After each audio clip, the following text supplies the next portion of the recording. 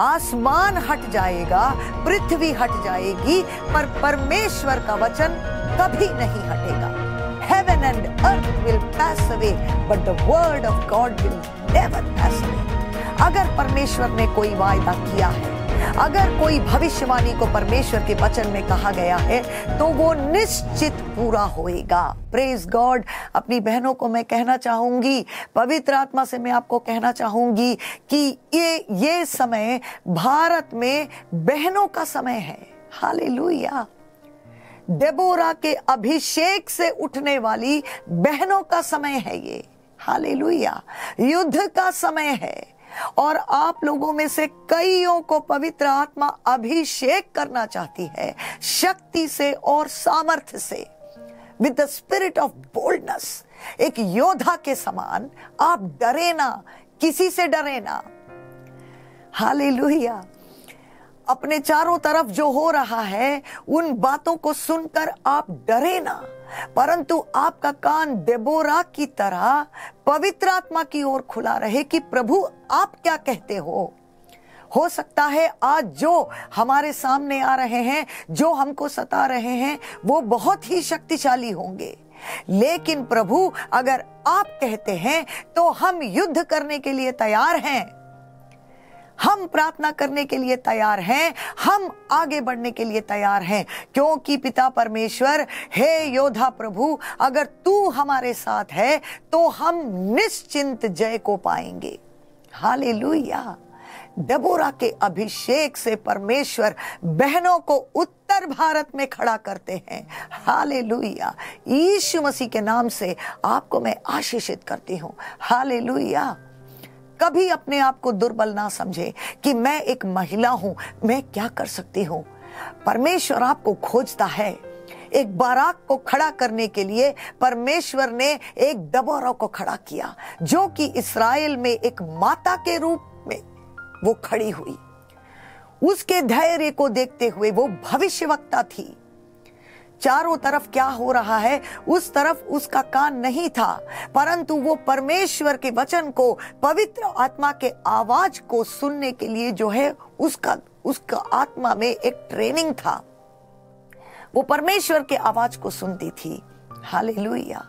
और वो समय ये अभी मैं आपको पुराने नियम का एक घटना बता रही हूं। न्यायियों के पुस्तक में हम पढ़ते हैं देबोरा के बारे में।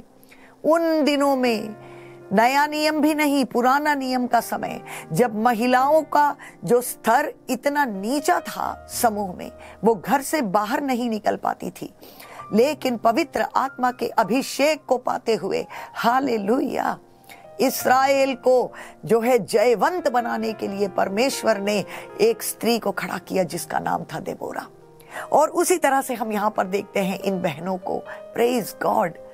और सच पूछो तो आज मैं इसके बाद वाला भाग आप लोगों से बताना चाहती हूँ, 13वें वचन से लेकर के 24वां अध्याय उसका 13वां वचन। देखो उसी दिन, ध्यान दें ये कौन सा दिन है, वो दिन जब यीशु मसीह जी उठे। कितना महान दिन है वो। भविष्यवाणी पूरा हो रहा है। सालों से, पीढ़ियों से परमेश्वर की जो योजना थी वो उस दिन लिटरली, सचमुच में उस दिन वो पूरी हो रही है कि परमेश्वर का पुत्र जो इस धरती पर आया, सारे जगत का रक्षक बन करके आया। वो क्रूस पर चढ़ाया गया, मारा गया, गाड़ा गया, पर तीसरे दिन परमेश्वर के वचन के अनुसार वो जी उठा। उसी दिन, देखिए उसी दिन उनमें से 2 जन इम्माउस नाम के एक गांव को जा रहे थे जो यरूशलेम से कोई 7 मील की दूरी पर था। आप लोगों में से जो लोग वचन जानते हैं, आपको पता है कि क्या हुआ इन दोनों चेलों के साथ। हम वचन को आगे पढ़ेंगे, लेकिन मैं एक कहानी के तौर पर आपको जल्दी बताना चाहूंगी कि ये वही दिन है, दैट वेरी सेम डे। इतना महान चमत्कार जो है, भविष्यवाणी पूरा होने का एक अमेजिंग वर्क ऑफ गॉड, परमेश्वर की योजना पूरी हो रही है उस दिन। लेकिन क्या आपको पता है कि इतनी बड़ी चीज उस देश में, उस शहर में हो रही है, लेकिन सब लोगों का आंख ये देखने के लिए नहीं खुला है। लोग अभी भी दुखी हैं। ये दो चेले, इनको कोई खबर है ही नहीं कि यीशु मसीह जी उठे हैं। इनको केवल इतना तक मालूम है कि यीशु मसीह जो कि हमारे राजा थे, हमारे मसीहा थे, हमारे गुरु थे, उनसे जो है हमको बहुत ज्यादा एक्सपेक्टेशन था, उम्मीद था कि वो हमारे लिए ऐसा करेंगे, वो हमारे लिए ऐसा करेंगे, वो सिंहासन को जो है इस यरूशलेम में स्थापित करेंगे और परमेश्वर के राज्य को लेकर के आएंगे। लेकिन वो इतनी बड़ी बड़ी बातों को उन्होंने की तो सही, लेकिन देखो बेचारा, उसका अंत तो इतना खराब हो गया कि सब लोगों के सामने निंदित होकर चोरों के बीच में वो क्रूस पर चढ़ाया गया। और ये दो चेले जो है दुखी होकर के यरूशलेम को छोड़ करके इमाउस की ओर, वो 7 मील दूर दूसरा एक गांव है, दुखी होकर के शहर को छोड़ करके, विश्वास को छोड़ करके, यीशु को छोड़ करके, संगति को छोड़ करके ये लोग दुखी होकर के चले जा रहे हैं। सच पूछो तो इनके दिल में यीशु मसीह के प्रति प्रेम है, लेकिन इनका आंख अभी खुला नहीं। वो परिस्थितियों से परेशान है। उनके चारों ओर जो हो रहा है, उन खबरों को सुनकर वो बेचैन है और वो डरे हुए हैं। हालेलुया। लेकिन इन सब चीजों के पीछे जो आप अपनी आंखों से देख रहे हैं, अपने कान से सुन रहे हैं, इसके भी ऊपर परमेश्वर का जो है, जो आत्मिक तौर पर, आत्मिक स्तर पर जो है परमेश्वर जिन बातों को कर रहे हैं, वो देखने के लिए विश्वासियों के आंख को खुलना पड़ेगा। कई बार हम केवल उस चीज को देख पाते हैं जो हमारे चारों तरफ हो रहा है और हम डर जाते हैं, हम घबरा जाते हैं, परमेश्वर के वायदों को भूल जाते हैं, भविष्यवाणियों को हम भूल जाते हैं। लेकिन आज शाम में अपने बहनों को याद दिलाऊं कि आसमान हट जाएगा, पृथ्वी हट जाएगी, पर परमेश्वर का वचन कभी नहीं हटेगा। Heaven and earth will pass away, but the word of God will never pass away. अगर परमेश्वर ने कोई वायदा किया है, अगर कोई भविष्यवाणी को परमेश्वर के वचन में कहा गया है, तो वो निश्चित पूरा होएगा। लेकिन कितने लोग हैं जो इस आत्मिक स्तर पर जो बातें हैं उसको देखने के लिए, कितने लोगों का आंख आज खुला है, कितने लोगों का आत्मिक आंख खुला है, कितने लोगों का आत्मिक कान खुला है। मैं अपने भाइयों बहनों को जो उत्तर भारत में हैं, मैं आप लोगों से कहना चाहूंगी कि पवित्र आत्मा इन समयों में, इन कठिन समयों में हमसे यही बात को कहती है कि तुम अपने चारों तरफ जो बात हो रहा है उसको देख करके तुम दुखी ना हो। उसके पीछे, उसके ऊपर, उसके God is over and above all of that. परमेश्वर इन सब चीजों के पीछे अपनी योजनाओं को पूरा करते जा रहा है। आप दुखी ना हो, परमेश्वर की आराधना करते रहिए, प्रार्थना करते रहिए, विश्वास में बने रहिए, संगति में बने रहिए, परमेश्वर की सेवकाई में बने रहिए। हालेलुया। इस आत्मिक युद्ध में एक योद्धा के समान आप खड़े रहें। आप अपनी आंखों से परमेश्वर की भविष्यवाणियों को पूरा होते जरूर देखेंगे। और ये दोनों चेलों के साथ क्या हुआ, ये बहुत ही एक महत्वपूर्ण जो है, इसमें से कुछ बातों को देखने के लिए आज पवित्र आत्मा हमें बुलाती है। देखिए, तो ये यरूशलेम को छोड़ करके चले जा रहे हैं। 14वां वचन कहता है, और वे इन सब बातों पर जो हुई थी आपस में बातचीत करते जा रहे थे। डिस्कशन कर रहे हैं, बातचीत कर रहे हैं कि अरे यार क्या हो गया, देखो हमारी कलीसिया में क्या हो रही है। जागृति तो था, चंगाई तो था, है ना, आशीष तो कितना ज्यादा मिल रहा था, लेकिन अब तो सब कुछ खत्म हो गया। अब तो हमारे पास कोई उम्मीद है ही नहीं। चलो सब कलीसिया को बंद कर दो, प्रार्थना बंद कर दो, अब तो हम कुछ कर नहीं सकते, क्योंकि जो है दूसरी शक्तियां खड़ी हो रही हैं।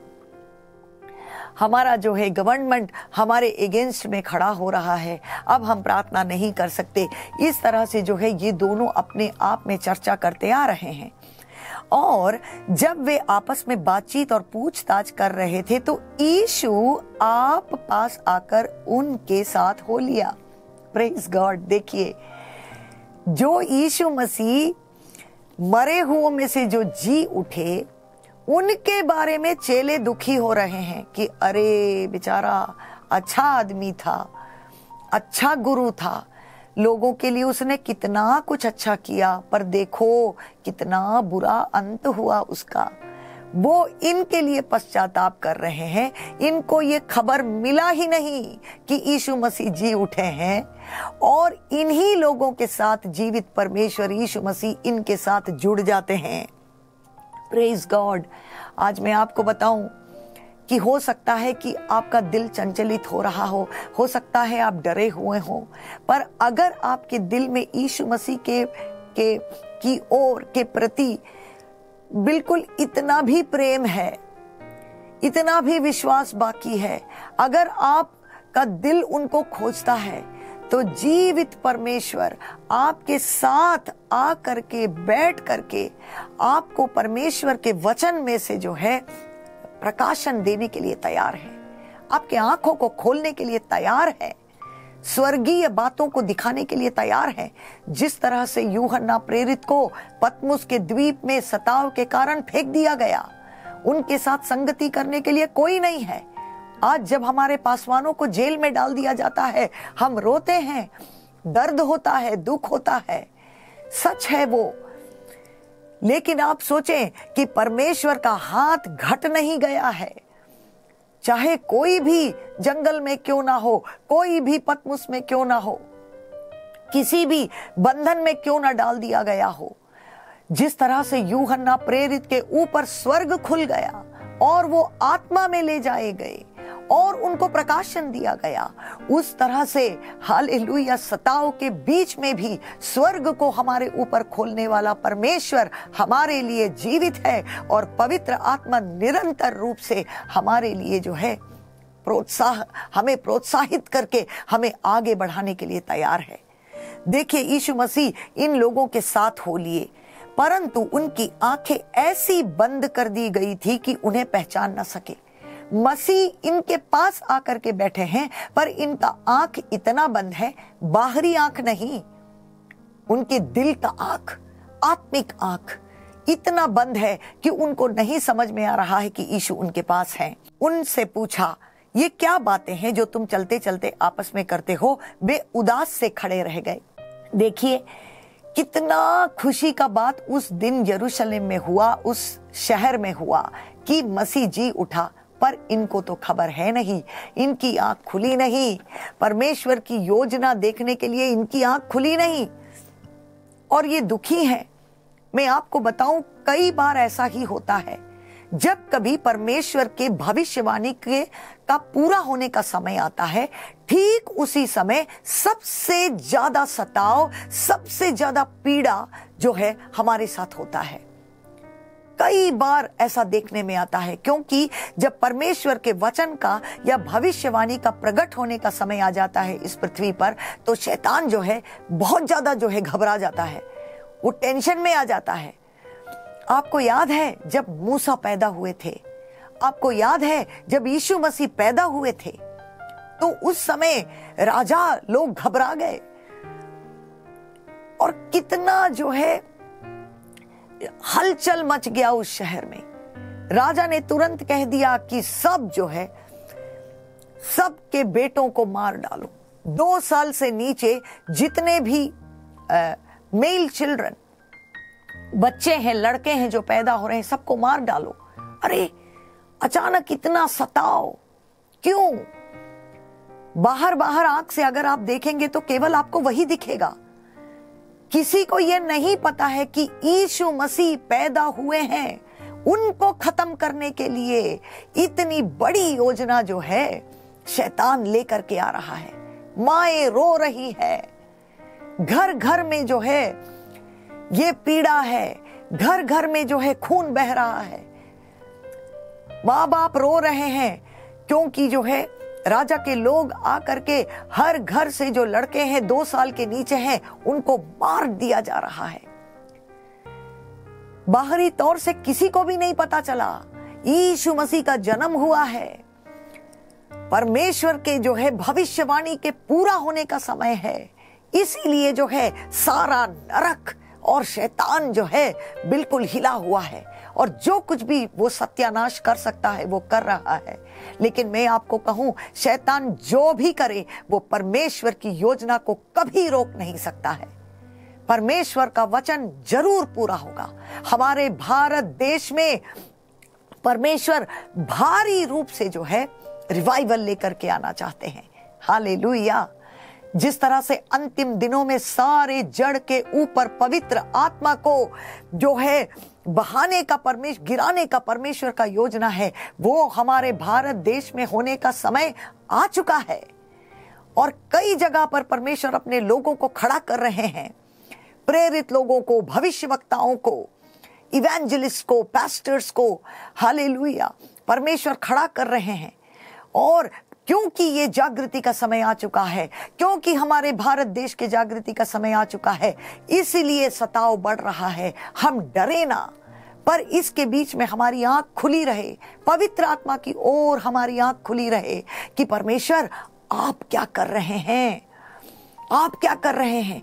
यीशु के जन्म के पहले, जन्म के समय में कईयों को, फरीसियों को, किसी को पता नहीं चला, है ना, कि अरे मसीहा का जन्म हो रहा है।